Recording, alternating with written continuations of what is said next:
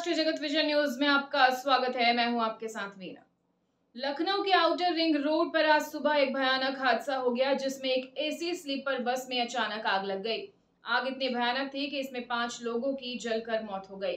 आग लगते ही ड्राइवर और कंडक्टर बस छोड़कर भाग गए। यात्रियों को बाहर निकलने में काफी परेशानियों का सामना करना पड़ा। देखिए पूरी खबर। आज सुबह लखनऊ में एक भयानक हादसा हो गया, जिसने हर किसी को झकझोर कर रख दिया। आउटर रिंग रोड पर चलती एसी स्लीपर बस में अचानक आग लग गई। इस हादसे में 5 लोगों की दर्दनाक मौत हो गई, जिसमें 2 मासूम बच्चे भी शामिल हैं। हादसे के वक्त बस में करीब 80 यात्री सवार थे।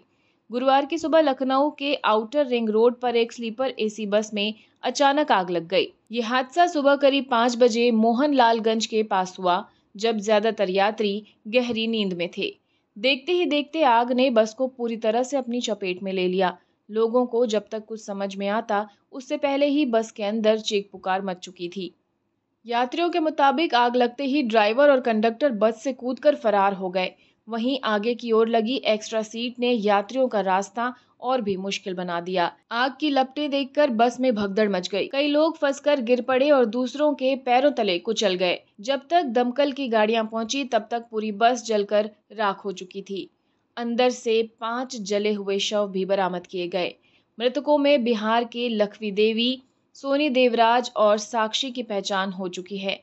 एक शव की पहचान अभी बाकी है। प्रत्यक्षदर्शियों का कहना है कि इमरजेंसी गेट काम नहीं कर रहा था। यात्रियों ने खिड़कियां तोड़कर किसी तरह अपनी जान बचाई। फिलहाल पुलिस और प्रशासन जांच में जुटे हैं। सवाल ये है कि बस में 7 गैस सिलेंडर क्यों रखे गए थे और क्यों सुरक्षा इंतजाम नाकाफी थे।